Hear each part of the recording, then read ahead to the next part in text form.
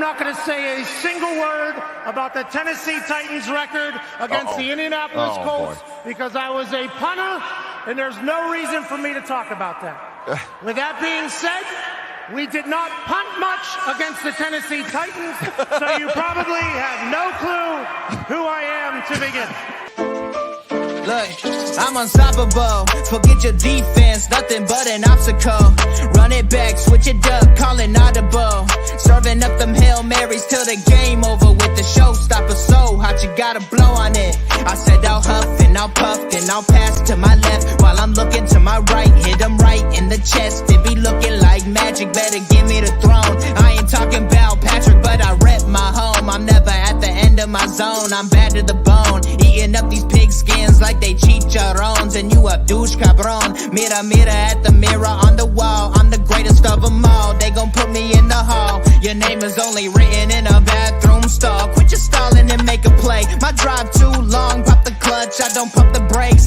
I know what it takes to gain the muscle, get rugged. These butterfingers be fumbling. Squash the scrimmage and rub it in Robitussin. How I give them concussion. They seeing double, they rushing and pass the shovel. The dirt and rubble, I bury them under it. Stay in your huddle and get 10 yards back. Never turn your back. I'ma pull your flag. I go full contact. Out punch, out kick like a shotgun.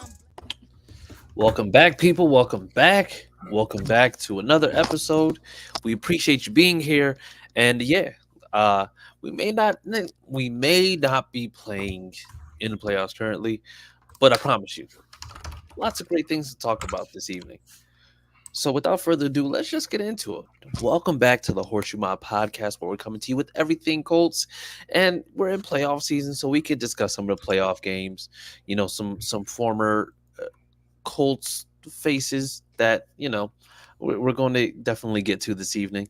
But before we get into that, I'd be remiss if I didn't introduce the guys. So we have with us, coming to us all the way from, well, it doesn't seem like Texas right now because it's 14 degrees. So, yeah, we'll just go with that for right now. But we have Harish Nukala, everybody. It is nice and frigid. And Chris Ballard just signed somebody else from the bargain bin.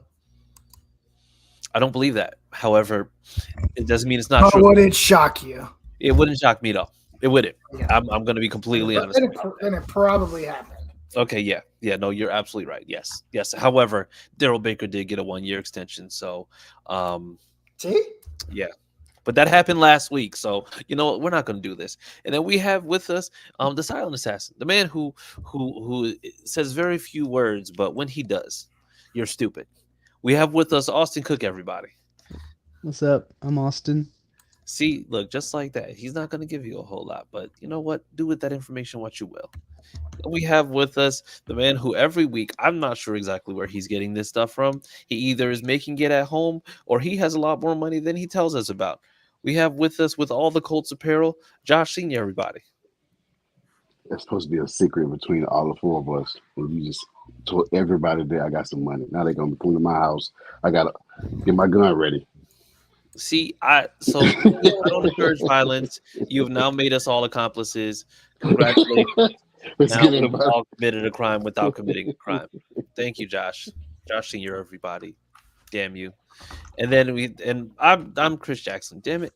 Why? Why are you like this? Why do you do this every week? This is who I am, man. Yeah, anonymous Facebook user says, "Man, don't tag me on no team that ain't in the playoffs. Don't worry. Your time's coming." Jacoyus Whitman, he said, "How's summer vacation going, boys?" Listen. Jacoyus, it is literally 14 degrees. What kind of summer vacation is this? Right. If this is summer, get me the hell out of here. Okay, get me the hell out of here, okay? The Midwest already sucks when it comes to food. You mean the weather sucks too? This is nonsense. But whatever. And then somebody said draft MHJ. I wish. But you know what? We'll get into that. We'll get into that. All right. Right after we get into www.fanbattlesports.com. You'll be able to go there for everything AFC South fan battle related, but you don't care about that. You care about us.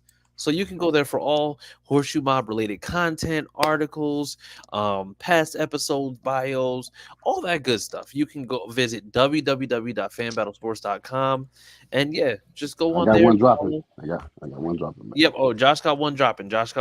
So just be on the lookout for that. And without further ado, man, let's just get into it, right? Let's just get into it because like I said, it hasn't been a whole lot going on, but we had the end of the year presser. We had a chance to hear from Anthony Richardson. We had a chance to hear from Chris Ballard. So, what were I'm gonna say for anybody who had a chance to see, what were your impressions of what was being said by like Anthony Richardson? First and foremost, Harish, I see you over there already smiling. Knock it off. We'll talk about Anthony Richardson first. That was a great presser. I thoroughly enjoyed all 58 minutes and 34 seconds of it. So what was your impressions of what Anthony Richardson said? Because I think he hinted at his recovery. He hinted at wanting to play out there, and then also hinted at changing up some things that I'm going to say that got him in the position he's in now where he wasn't able to play. Yeah, I mean, I think a couple things. Number one, he says he's going to start throwing next month. That was actually confirmed again today. He is on schedule. He will be throwing again next month, so that's good. What takes me back to, and I know it's not as serious as that injury. It takes me back to Andrew Luck throwing Nerf balls again, and I know again. Two very different things, right? Mm-hmm. Went to Denver and snowboarded off of a cliff. And Anthony Richardson was playing football. I mean, I think there's two very different things. So I think there's situations different. It's just like it's deja vu, that feeling all over again. Yeah, but I think he's fine. He's in good spirits. Listen, he jokingly talked about how he started throwing with his left hand. He's like, hey, maybe I'll go switch, and he's like, yeah, the power in my left hand isn't as strong as my right. But, all joking aside, I think he's in a good space. I'm very excited to see what he does in this offense. I just hope and pray, continue to hope and pray that the guy that is in charge of roster management, because that is part of his job, that knows how to team build, which is part of his job, actually does those things. I think he also talks about how he loves the city. He loves this coaching staff. Him and Shane get along very well, and they're always on the same page. I get a lot of confidence from Anthony Richardson because he always talks about how him, even though he wasn't playing, how him and Shane watched the film. Him and Shane are, he's a bookworm. He's first one in, first one out. This guy studies the game, and even though it's a guy that I didn't anticipate to grow. And you can tell that he does those things, and it's helped him because of the amount of growth that we've seen in just his rookie year. I think the one cool thing that stuck out was he talked about how even though he's sitting on the sidelines, he's constantly learning from Gardner Minshew. He loved his relationship with Gardner Minshew is actually really close. He said that they get along very well. He's very happy for Gardner. He was excited about the way he was that he performed this year. It actually helped him learn a lot from the quarterback position. I think for him, he also said something along the lines of, I still want to be me, but I also understand that there's certain things that I need to do better or do differently to help put myself in certain situations to protect myself. So this guy is a smart kid. For only being 19, 20 years old, he's a smart kid. Gives me so much more excitement to see him grow and develop as a player. Yeah. And we're going to be fine. Yeah. And I'm going to say for Josh and Austin, kind of piggybacking off of that, he did talk about playing a little bit safer. Do we think that, seeing exactly how things happen, right? Do we think that we're going to see a refined approach to what we saw? Because we saw him able to escape the pocket. We saw him kind of improvising in a way, but do we think that he's going to end up, I'm going to say, being able to do the same things, but kind of doing them in a more controlled state, or for lack of a better term? I think so. He said that he doesn't want to change how he plays because how he plays is where got him where he is now. Yeah. But he wants to be smarter. So I guess more sliding, getting out of bounds earlier, avoiding hits that he doesn't have to take. I think we should see more of that. Is what it sounds like, anyways. Okay. And then Josh, like I said, same point. Like, do we? I'm gonna say it's just like being able to sit back and kind of like take the year to kind of like watch how things are going on. Do we feel like the mental aspect, like being able to sit back and not necessarily do everything on the fly, is going to like? Do we feel like it's kind of helped speed along the development, or do we just feel like it's like drastically moved him forward for what we initially thought was going to be like a much longer process? Well, I think he played 4 games. Him playing 4 games and also sitting out the rest of the games both helped getting in-game experience, and then watching on the sideline, seeing how the highs and lows of winning, and of course losing like the last game of the season, which is very disappointing. So it helped him. It helped his development like a little bit more further going into next season, where, like I said, the thing is that he got hurt on. He probably try to avoid, like both the guys said, avoid those injuries. Those I've mentioned for so long how people, from our fan base and different fan base, like he need to learn to slide. The hit he got against Titans, it wasn't a slide moment. He was escaping the pocket and he got tackled by 2 guys. Yeah. So it wasn't like he was.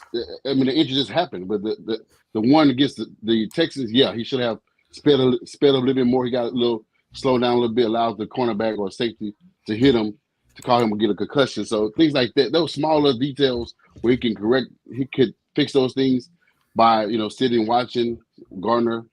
We all have made fun of Gardner sliding before the first down marker, which gave us headaches. Mm-hmm. But Gardner was smart. Gardner, he never got hurt yet. He didn't get hurt. He didn't miss a game. Yeah. So those things like that, I mean, those mental things that can help a young kid out that's 20 years old, about to be 21, when a new season league starts. So, I mean, things like that, it should help him. Yeah. Like I said, throwing next month will help as well. He's early than expected, but he's in the right path for us, developing, throwing, everything. Yeah. So we got 2 comments that I want to address, and then we'll go on to the next thing, because like I said, we got to go on to the second part of the presser that I'm sure Harish is dying to get to. Can't wait. My favorite presser of the entire season. Oh my God. All right. So Jay Ramirez says, y'all think the Colts would have beat the Browns in the playoffs? I don't know. Depends on what Gardner shows up. It's just, you just don't know. There's no consistency there. Yeah. I say no. Yeah, I just don't think they can overcome just the inconsistencies of Gardner. Yeah, I think their defense was kind of hurting. I think it would have been definitely different than the first game we played them. Mm-hmm. But we don't know. Yeah. Plus, I think I'm not comparing the two, but I think there's a difference between somebody like PJ Walker, who can escape the pocket, and Joe Flacco, who is old enough to remember, the day that He-Man debuted on like live television. So, kind of go with that, what you will. He is only like 3 years older than us, right? You guys realize that? No, he's older than me. He's older than me. So he's old. What is he, 39? Yeah. Oh, okay. Oh, wow. He's like, he's I'm 30. I'm 38. Yeah. He's older than 38? Yeah. Oh, wow. That's what's up. I thought they were like 32. Well, I feel bad when you say he's same age as us. I'm like, oh, that hurts. No, he's older than us. That caveat. He's older than us, sir. All right, let's just get that up. And then Jerry Gallardo says they couldn't beat the Browns with PJ Walker, and it's funny because prior to this, Jerry Gallardo had 0 to say, except for it's just like it was that one play versus. He a Saints fan. I don't care about that. Oh, he a Saints fan? Oh, okay. Jerry Gallardo's a Saints fan. So Jerry, you a Saints fan, bro? Bro, I have never been surprised at how many 2-teamers are in this group. Let me explain this, Harish. I know you said that your wife is Cowboy fan. This guy was at a game wearing all Saints gear, saying that he's repping the Saints because of his wife. There's no way I'm ever doing that. I don't care. Oh no, absolutely not. I don't care if my wife's a Cowboys fan. I'll never wear anything Cowboys. When we moved out to Kansas City, Chris wanted all Chief stuff, all everything. We went to the stadium on a tour, and I went there with my Colt stuff on. Yeah. Like, there's no way that you're going to get me to wear an opposing team's gear for anybody. Okay, Jerry, right? you're a sellout. Dang. Sold. Yeah. He's sold. I ain't doing that. Don't care. Yeah, and then here we are with these Texans fans. Now all of a sudden you have a quarterback that isn't involved in illegal butt touching, and all of a sudden it's just like you guys are just like, oh, don't tag me in this. Shut up, because we know that once Bobby Slowick leaves, things might be a little bit different. But you know what? I'm not going to slander no Texans fans right now. So yeah, we're just gonna go ahead. All right, and then he said, oh, yeah, get out of here. Oh, Fix your caps lock. I think it's broken. exactly. This man is yelling in italics. But moving on to the best part of this whole entire presser. Chris Ballard. He got up there, and I think on Twitter they were saying that they were going to have a bingo card for all the phrases that Chris Ballard normally throws out there. We're not that far away. It's just like it's really hard to find Let me see if I can elite find talent this. on at cornerback. I'm gonna ask, because this is probably like, I know that we talked about this, but because of the fact that we're now in that window where he's now stated that, whenever you draft a quarterback, the clock is ticking. Like, you go 9-8 in a year where you lose your starting quarterback that you just literally spent a fourth overall pick on, and you end up going 9-8 after going 4-13.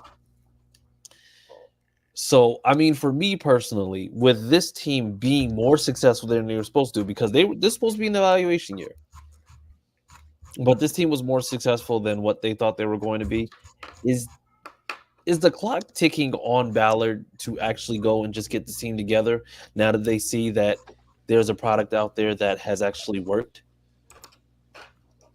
Most definitely. I'll let you guys go first. I guess I go, because I've been on both sides of the fence with him. But this, I'm like Harish. I tried to be patient, allow him to build a team as he see fit, because we're a young team. But I'm tired of the same thing after a disappointing season. I screwed up. I know I screwed up, and we got to do this, we got to do that, and it's the same phrases, same things every year. I gotta. It's my job to make sure this team is at this level. We're playing at this level. Yeah, it sucks to be. I want to win the division. I want to win this. It's like, okay, you want to win it, but you got to put a product on the field to get to that point. He's not done it yet. Now, there's a new thing he said for us. Now you got a quarterback. Now you got flexibility to get the players that he wanted. But he said, I forgot what he said. If there's a golden nugget out there, sure, I get it. Okay, who's the golden nugget? Bro, there's been golden nuggets for 8 years. See, no. This is exactly why I say same shit, different year. We've literally heard him regurgitate these things for the last 8 years. Yeah. It is well, why are you guys? Well, watch me go. I did it for DeForest, but hey, don't get it twisted. That's my guy. But it's literally the same shit every year, literally. But this year, here there's a twist, guys. There's a twist. Yes. So for the last 8 years, the twist was the clock hasn't started because I haven't drafted a quarterback. Now the clock has started, so now the narrative's changed. See, Chris Ballard is moving goalposts to continue to steal money from this organization. And this year, the new goalpost is now I have cap flexibility. He had cap flexibility before he got the quarterback. He just decided to use it and go on buy, the quarterback. Expired milk. That's what he used the cap space before. But now, not all the cap space. He's got cap space. There's room for flexibility. Bro, it's the same stuff. I'm looking at this bingo card. You want me to share this bingo card? Can we share this? Yeah, please do. Please share my screen. This is literally the most volatile thing I've ever seen in my life. And while you pull that up, I'm just going to go through some of these comments because Texans fans all of a sudden have been coming out from under the rocks and bridges that they troll from normally. Yeah. What an absolute joke. And you know what?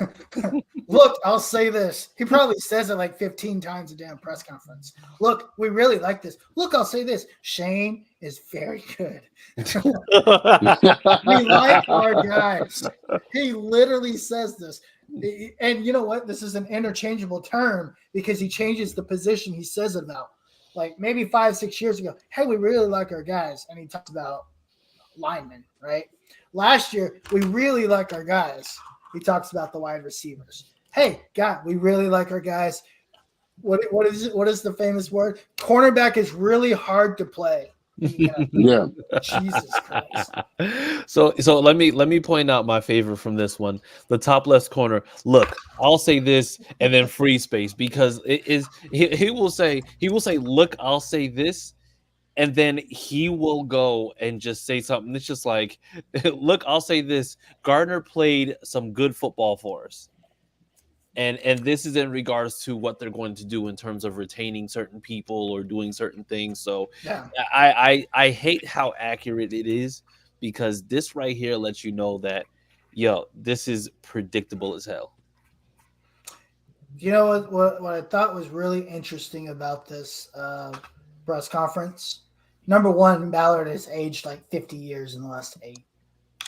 Oh, yeah. Number two, he was like this the entire time. He literally sat like this the entire time. He didn't want to face that media because he knew that smoke was coming. He wasn't ready for it. I'm so tired of Chris Ballard. If he doesn't spend this off, I think this is the year that Colts fans can say, if he's not spending in the first couple of days, this guy got to go. I don't have any patience for it. I'm not. Oh yeah, absolutely. Because let's be honest. It's just like the expectation was last season that there was no expectation. So the thing is, it's just like you can say, okay, well, we can go after so and so in free agency, but that's just because for a fact they're going to address quarterback in the draft. But then there was nothing. They didn't know exactly who they were going to get. There was no talks of trades or anything like that. I think now it's a little bit.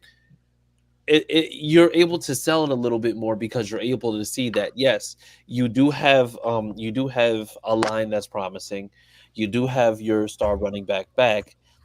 Anthony Richardson is going to be back, and then he's going to be able to go into this offense from the very beginning, and he's going to start throwing. So that means that he'll be able to get back into the swing of things. And then all you need, like if you're trying to sell this team to, let's just say, a cornerback that wants to come in, then you have all the means to be able to do so because you can sell them as a missing piece. But what we're not going to do is we're not going to sit there and say that we can sign people on the level of Isaiah McKenzie and then say, oh, yeah, that's all we needed to compete. No, because I will say, too, is that him getting Samson Buckham on a 3-year, $9 million, that was a steal. Even though it was cheap, it worked out for us, but it can't happen all the time. Yeah. It cannot happen. Well, but also Samson Buckham worked out better than expected. Samson Buckham, I'm going to say, exceeded the expectation for somebody who signed for 3 years for $9 million. But the problem is that somebody who just randomly exceeds expectations, and why are we? Oh, you. This guy bingoed his board. Yo, he has some work to do. We're growing to it. Shane is all ball. Sips on Propel. And then I believe what was this one? I believe our starters are gonna be something about getting going. But yeah, that's literally what this has turned into. Oh, I believe our staff and where we're going. Yeah. So yeah. He mentioned the tag that he don't mind, franchise tag he don't mind using now. Oh, there you go. The franchise tag is a tool. Look, I'll say this. The franchise tag is a tool. We like our guys.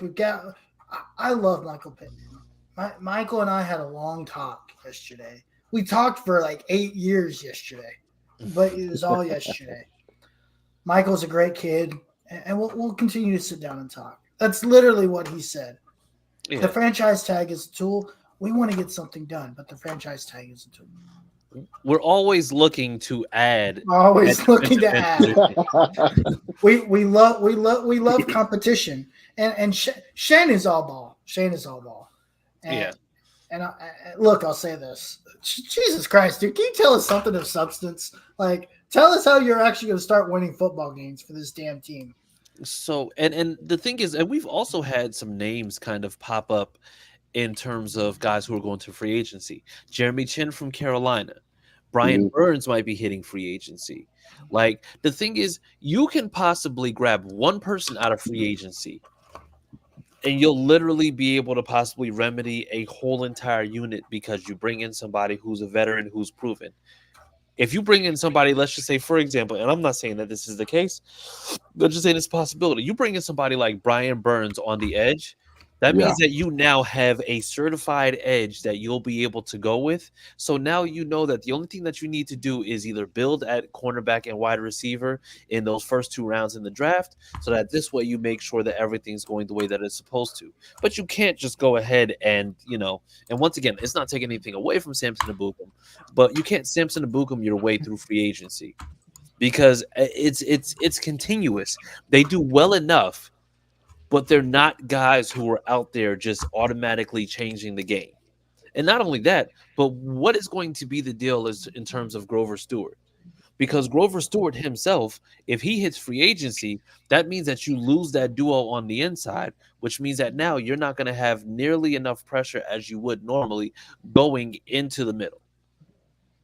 So, I mean, it's I don't know, but I want to hear you guys' like I said, is the clock ticking on Ballard to really just go and make an meaningful move? That shit expired. Well, with you, he did. It expired 2 years ago. That's why I'm asking Josh and Austin, because I know that it expired with you, like back when we had Brissett. Yeah. Yeah. I've been kind of the same with Harish, but I've been giving him a pass every year. Like, okay, well, he had this guy. He had Matt Ryan. He had Carson. He had Jacoby. I've been giving him a pass, but I also be like, you know what? F that pass, because every year he sent me the same thing. We're going to fix this here. We're going to fix this. We're going to plug this hole. We got so many holes to fill. All the excuses to sell me on a new season is like, you know what? You sold me a lemon, and not anymore. So yeah, it expired, man. Well, not expired, but it's the clock been ticking. Yeah, he got to do something. He has to improve his team. He got a good quarterback. He got a damn good coach. The coach actually saved his season. Because if we didn't have Shane, he'd probably been fired. Shane actually did this with a backup quarterback that the other team really wanted. And Shane did this with a team full of with not even a full team the whole entire season. Because at some point or another, people were missing on every single level on offense and defense. Right. And I'm sorry, go ahead, I cut you off. I'm sorry. You're good. It's just the secondary. I mean, same thing about it. Saying it was secondary. It's my fault. He's like, they wanted this, but I wanted to go young. So you went against your guys. You went against your coaches, your coaching staff that wanted some veterans, and you said no. You let it go young, which hurt us. It's just, as you guys can see, it hurt us. Then you turn around and re-sign those same guys back. So it's like you're stubborn. Yeah. He's very stubborn. He's like Harish said, he's stealing money. That man's about to be on 10 years. He's been going on year 8. He's about to be 2 years. This guy's been here for 8 years. That's crazy. Has it been 8? Yeah. Bro, he's playing for his 9th year. Because he got here the year before. Look, so he got here for that 4-12 season. Yep. And then he was here. So 7 years. 7 years, because that was coming up. No. He got here in 2016. Yeah. He got in 2016. This is year 8's coming up. Yeah. But still, the thing is, it's still a long time to only have gone over 500 for the 3rd time in his tenure. He is the Marvin Lewis of GNs at this point. I hate that comparison because it's absolutely. I do agree, though. I do agree. Yeah, I do agree. That's what he is. It sucks. It sucks to feel like that, but yeah, he's about to be 10 years, about to be a decade as a GM, and never won a division title. Never, like you said, only went having with 2 winning seasons, well 3 winning seasons. 3 winning seasons. Well, 3 seasons over 500 because remember Andrew Luck, the Carson Wentz season where it was a collapse, and then this season, which honestly is like Phillip Rivers. Oh, Phillip Rivers. So okay, 4. So 4 out of 7. So 4 out of 7 is 58%. Guys, winning is just hard. Yeah, he said that too. Don't do that. No, don't do that. Don't do that. That's what he said. I knew exactly. We're analyzing the press conference. No, we're analyzing the press conference. That's what he said. Analyze these. That's actually the first thing. It's hard to win this league. It's hard to win this league. Winning in this. Okay, so you know what? I'm not doing this with y'all. I'm not doing this with y'all this evening because this is some bullshit. All right, I know Harish was about to say some bullshit. And then he had this little water he drinks because he Propel. It's my Propel. I'll tell y'all. If anybody asks who's keeping Propel in business, it's Chris Ballard, because I don't know anybody else who drinks Propel. But so just as nasty as his job at the Colts. So pivoting to what our GM could possibly do, there's been a lot of buzz around where this team should go in the draft, right? Now, I get it to a certain extent, but also I really don't. What is this fan base's infatuation with Brock Bowers? Because I mean, I get it. He's talented. I get it's just like he can do some great things, but it's really strange. Like it's really, really strange how infatuated this fan base is with Brock Bowers. Like, what is it that has him thinking that not only is he going to drop to 15, but that he's actually somebody that we need to make sure that we absolutely pick up when we know that there are higher positions of need out there? And I'll start with you, Austin, because I want to hear from you because, like I said, you're in the SEC. I mean, Josh, you're all in the SEC, but you know. SEC. But Josh, but Josh's Alabama team isn't necessarily, in the SEC anymore because they lost Nick Saban. But we got a good guy we replace with. So stop hating. Sure about that? Yes, everybody's excited. Actually, Kalen DeBoer is actually a great replacement. Yeah, but it's funny to see Alabama fans lose their shit. Oh yeah, absolutely. Awesome. Did you hear that the fans were chanting at? We're not talking about this. We're not talking about this. They were saying anyone but Dabo. We're not talking about this. We're talking about Brock Bowers. We're not talking about it. They're complaining about NIL too already. Yes, how come people are taking all of our talent? They're like, why are they taking stuff from Alabama? Brock Bowers. Like they haven't been doing it for the last 10 years. Let's talk about Brock Bowers. How dare they rob us the way we've robbed them for last decade? Let's talk about Brock Bowers, okay? You guys, why is Texas giving them all the Lamborghinis? We're supposed to do that. Haters. What do you mean DeBoer offered me a Prius? I don't want a Prius. I want a Hellcat.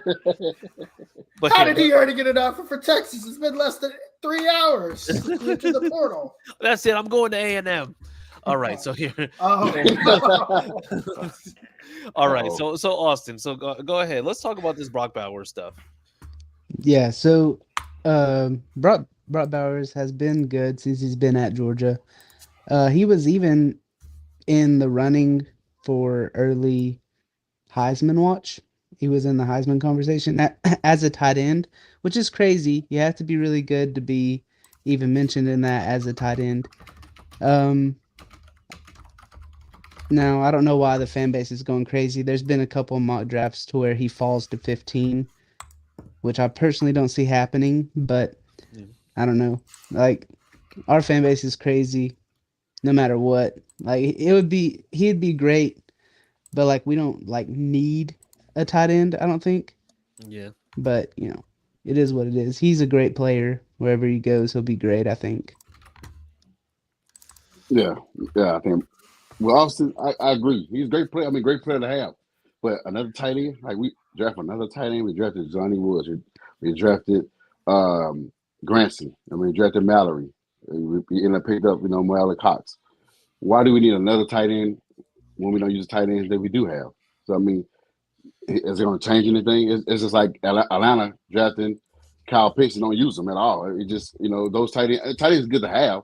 He's good at blocking, catching. Yards at the catch. He's very fast.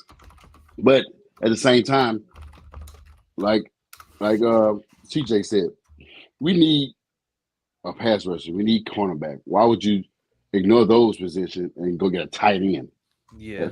at 15? You need a cornerback. I am biased. I would go with Kool-Aid. But I'm sure you guys wouldn't disagree with that. For us, getting a good pass rusher from Florida State, that guy that we've been talking about. Jared Verse. Yeah, I'd take Kool-Aid. yeah. I'll take both, either or. But tight end, like, come on, guys. We're over the top of these predictions. Even before the season started, I'm going to say it's like we should tank for Marvin Harrison Jr. Like, you guys are over your head, man. Make your mind up. Do you want Marvin Harrison Jr.? You want Brock Bowers? Who do you want now? Because now, once he get picked at pick 11, you're gonna say, I want this guy here. I want this receiver from Florida State. I want Keon Coleman. You're gonna keep switching.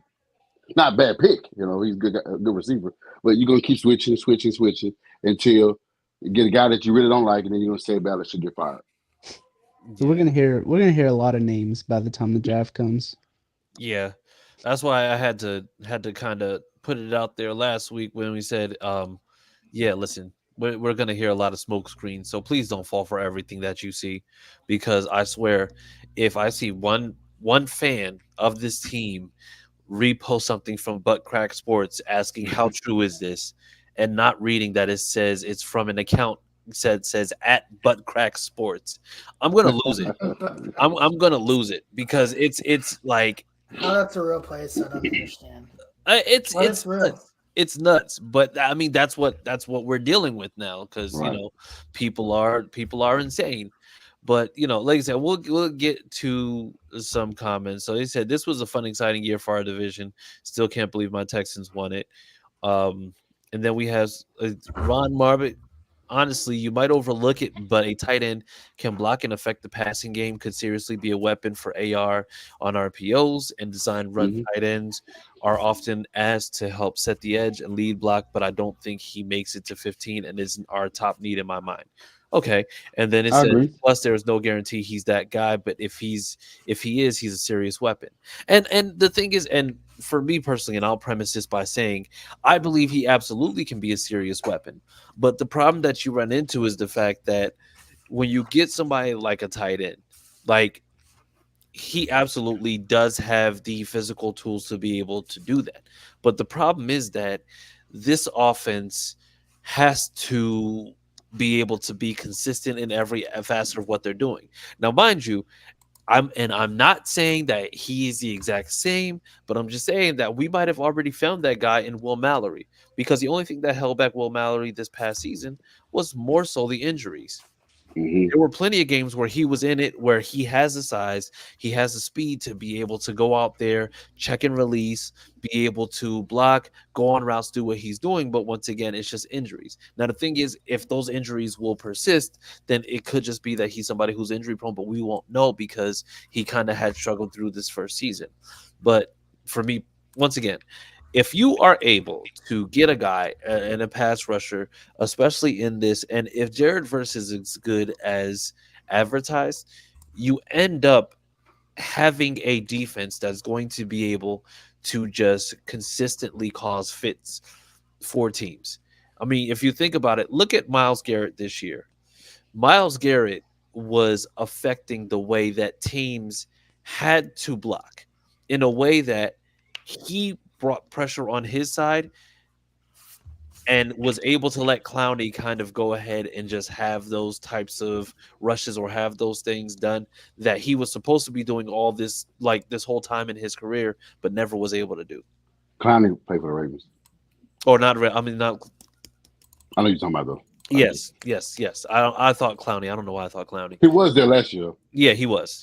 I don't know. He's been on a lot of teams, but the thing, but I mean, but we're talking about, like, in totality, how teams are playing these guys and how they're playing coverages, how they're playing, how the, like, if you have to block, and I'm not saying Jared versus Aaron Donald, but if Jared Verse is drawing double teams, you're going to have to go ahead and send that somewhere else. And not only that, but if you have DeForest Buckner on your line, and then you also have Jared Verse, that means you have to keep in extra people to block.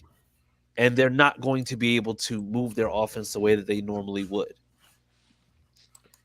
Yeah, so I was looking at tight end targets for the year, and the Colts, about 20% is what their tight end target percentage is of all passing plays. Kylan Granson had 50 of the 119, and he had 368 yards. He only had 30, it had been used with the last 8 games. He had 30. Yeah, he had 30 catches for 368 yards. He's already underutilized, in my opinion. Yeah. I think Kylan Granson is the best tight end we have on this team. I know a lot of people love Jelani Woods and his upside. Kylan Granson is a guy that is a yak guy. That's literally what he came into the league for. And we had small glimpses of that this year. Averaged about 8 yards a target, which isn't great. But then again, Gardner Minshew is throwing him the football, and his target percentage is like 49% or something ridiculous like that. I don't think we utilize the tight end effectively in this offense. Now, is that a talent thing? Potentially, I don't know. I think we are fine with Jelani Woods and Kylan Granson. Yeah. Number 2, I don't think Brock Bowers falls that far. Number 3, I'm just going to go ahead and stand out there because that's just what I do, and I'm actually good at this because I stand for C.J. Stroud and look at where this guy is. He's just not a Colt. I'm just saying. I think the best weapon, if we're looking for offensive weapons, the best weapon for this team, in my opinion, is Rome Odunze. I think Rome Odunze opens up this offense in a way that nobody's expecting it to open up. The guy can catch it short. He can catch it long. He's an excellent route runner.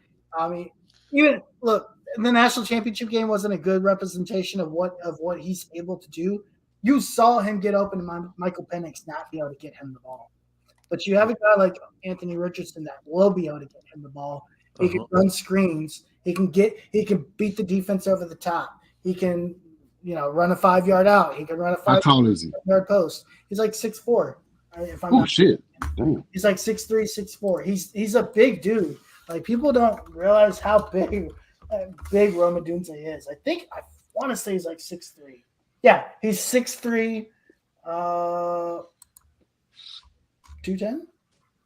Yeah, he could be somebody that honestly, depending, and it's crazy that I'm saying this, but depending on 40 times, I think he's somebody that could end up potentially going like middle of the first round.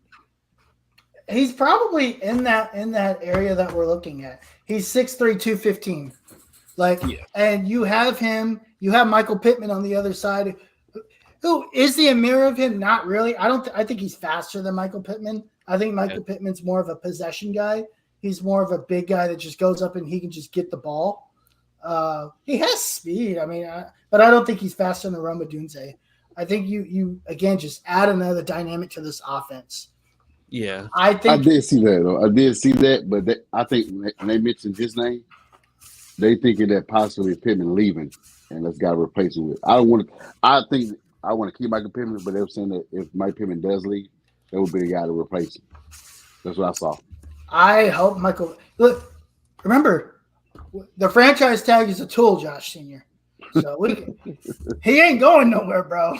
The franchise tag is a tool. I hate it here. It's a tool, my guy. That tool will be used. Michael Pittman Jr. will be a Colt next year. So let me ask this, right? Because like I said, we're going to kind of get out of here. I think we're going to start exploring more of the roster personnel stuff after the break, because after Super Bowl, we're going to take about a 2-week break, and then we're going to come back ready to retool, new look, all that good stuff. But for right now, on a scale of 1 to 10, how satisfying was it watching Nick Sirianni drop the ball with the Eagles yesterday? Because I'll tell you this much.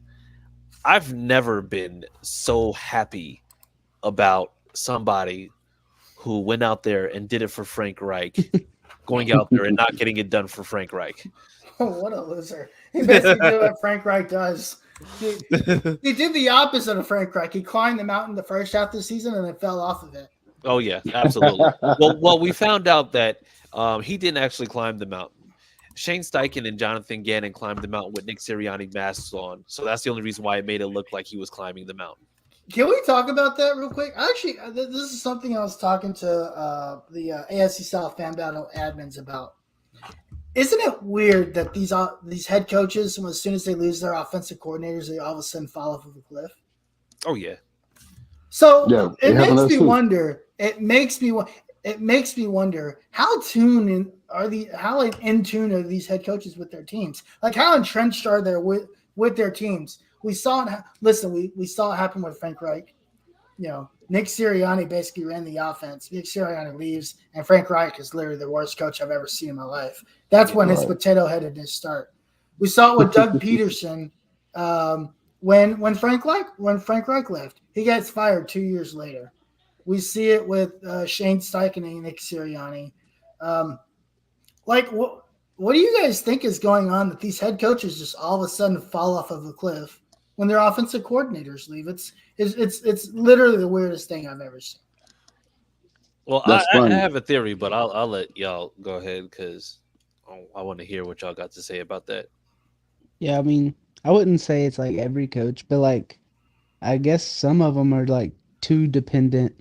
Like they don't really focus on the offense, and then they lose their guy, and then more stuff gets on their plate, and they're just like not it anymore. I don't know. It's weird. Like you'd think as a head coach you'd be just fine, but sometimes it doesn't work out that way. It is funny because Andy Reid, his coaches go and be shit. But I mean, it's funny. I mean, Sean Bay, his coaches go and do well. There's another one I was thinking too. I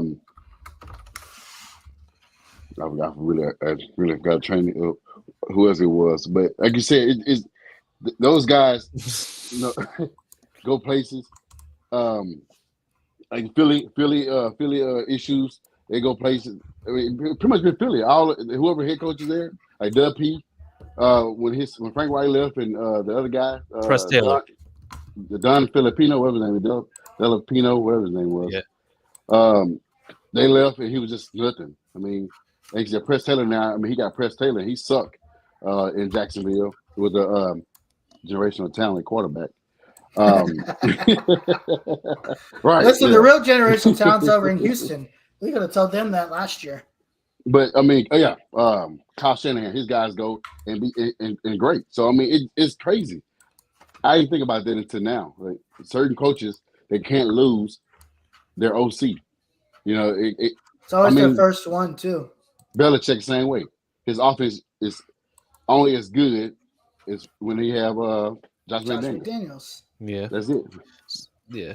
So the crazy part about it is I think that like Nick Sirianni, right? Because you look at those teams this year, that Cardinals team and this Colts team, both, for their respective sides of the ball, that Cardinals team was surprisingly much better on defense than what they were supposed to be. And all they had on that defense was Budda Baker. Yeah, you're talking about Jonathan Gannon? Yeah, outside of Budda Baker, who can you really name on that Cardinals defense? He traded them all. And didn't he trade Budda Baker? No, he traded. No, Budda Baker's still there. Oh, he traded Hassan. The other guy. Hassan, not Reddick. No, not Hassan. Well, Reddick's been gone. Jones? No, it was a linebacker. Isaiah Simmons. Oh, Isaiah Simmons. Yeah, Isaiah Simmons. Yeah, well, he traded him to the Giants. Yeah, he traded him to the Giants, and then for Mayo. And then that defense, mind you, a lot of times, I mean, even once Kyler came back, that team was surprisingly competitive. But then you have this Colts team where offensively, even once Anthony Richardson got hurt, now you see that they go and like I said, they're able to go 9-8. Going on the offense, Michael Pittman Jr. goes for 100 receptions, over 1,000 yards.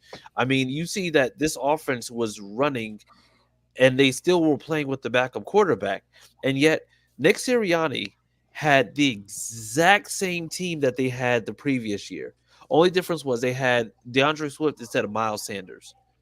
Right. And that offense looked looked atrociously different from what they looked like last year. The whole entire team did. And mind you, Nick Sirianni was the same one when everything was good. When they went to Kansas City, he was just like, "Oh, see ya, everything's good." And yet now they go 1-5 to end the year. They go into Tampa Bay and they get shellacked in prime time. Like About Baker Mayfield. There's some Absolute there's dud by Baker freaking Mayfield. yes, but that's the thing. You're looking at these teams and then you realize that head coach was like he was the face, but the other two were the brain trust. Steichen and Gannon were the brain trust of that team. Sirianni was just the face, and now you see that Sirianni is about to be out a third year in, and mind you, even before that, it's just like it wasn't looking that great. But then now, like you can look at what happened with Frank Reich, lost Sirianni, fell off a cliff.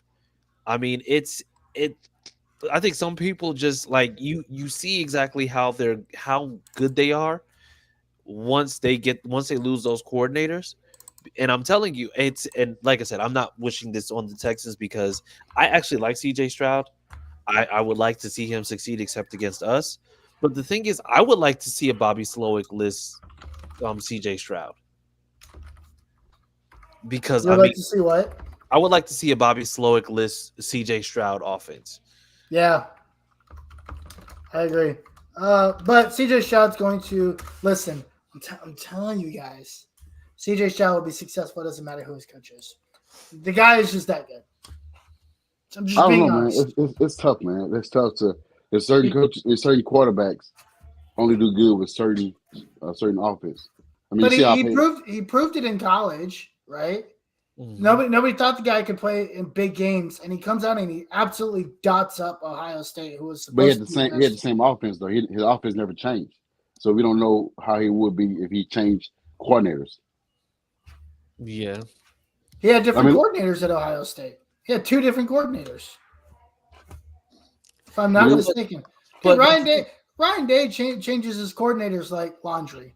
Like he's literally about to change them again.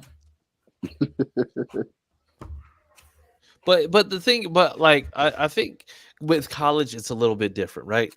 Because the thing is, it's just like in terms of coordinators, like yeah, but the thing is, you know what you have in Marvin Harrison Jr., you know what you have in Chris Olave.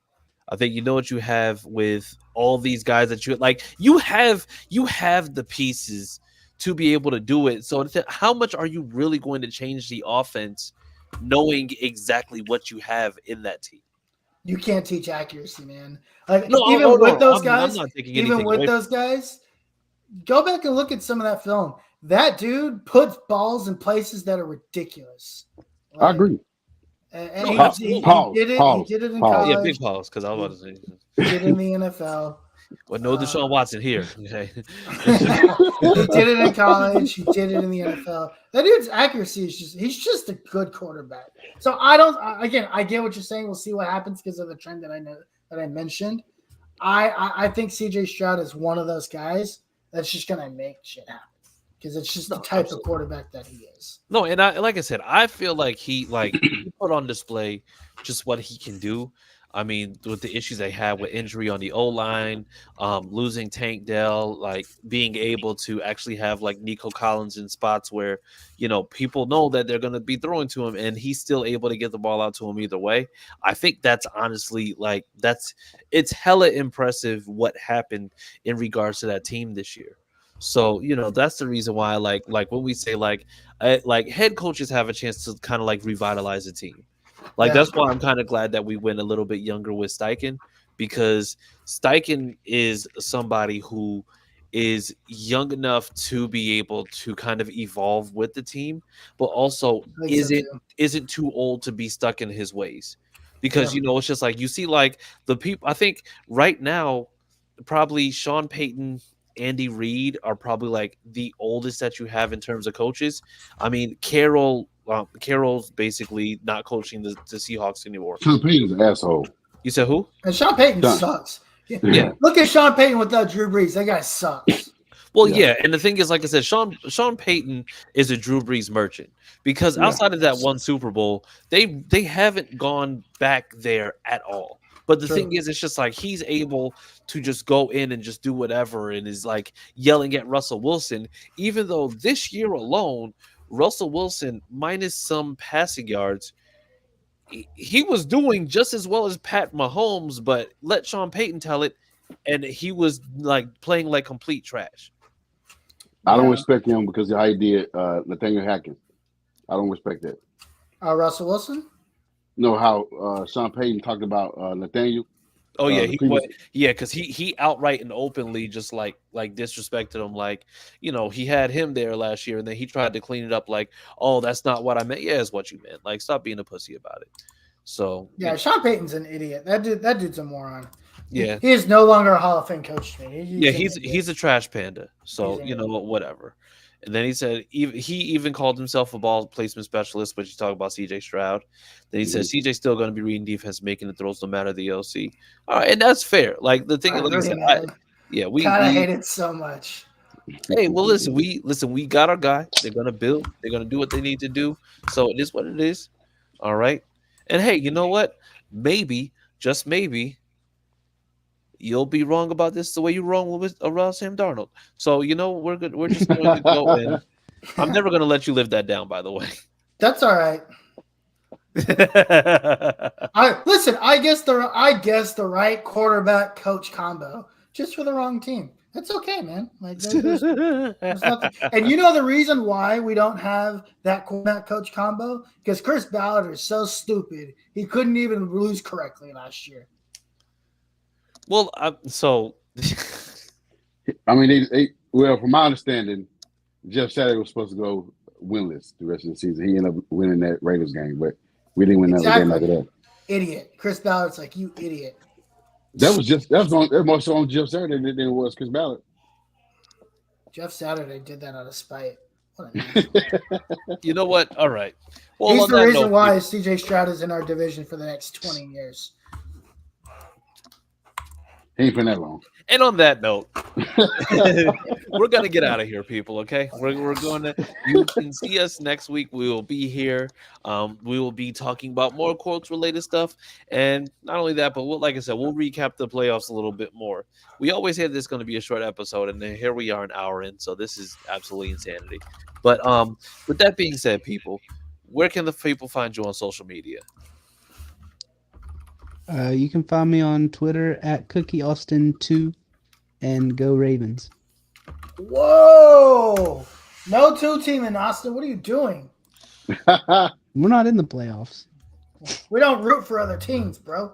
We root for ties. I'm rooting for the Ravens. Oh, no. What about you, Josh? Austin, I really hate these curveballs that you throw last minute. Like, why are you the way that you are? You can find me on Twitter at Who Is Josh Senior. On Tuesday nights with the guys, HorseShoe Mob at 9:30 Eastern Time. Sometime on Mondays with AFC South Fan Battle at 9:30 Eastern Time too. So yeah. What about you, Go VT? Oh, man, you can find me on Twitter at EvilVT. I mean at what? Which one? Am I good or evil? I'm good. You can find me on Twitter at the Uncle Gandhi. Also Thursday nights, 8:30 p.m. Central Time, Texas Longhorn Fan Battle Podcast. Yes, just like I predicted 3 years ago, we run NIL. No, you can't outspend us. No, we're gonna. Steve Sarkisian's gonna get every single recruit he wants, and he's making it happen. We have another special guest this week, Nino Corner Sports, a good friend of ours, friend of the show. Come check us out. 8:30 p.m. Central Time, Thursday nights. Of course, you can check me out with the boys Monday nights, 8:30 p.m. Central Time, ASC Fan Battle Podcast, where we get to watch Sham confess our love of Jalen Ramsey every Monday. It's always a good time. And we also make jokes about, my evil twin brother, who's not really my twin brother. Yes, he is. And you can find me at CJ Colspan on Twitter because we don't call it X over here. And yeah, so you can find me there. And yeah, so just find us here next week, Tuesday, 8:30 Central, 9:30 Eastern. And as always, I know Harish already hinted at it, but you know what? I'd be remiss if I didn't say it. That Sam loves Jalen Ramsey. So y'all be safe, stay warm, and if you're in any bad weather,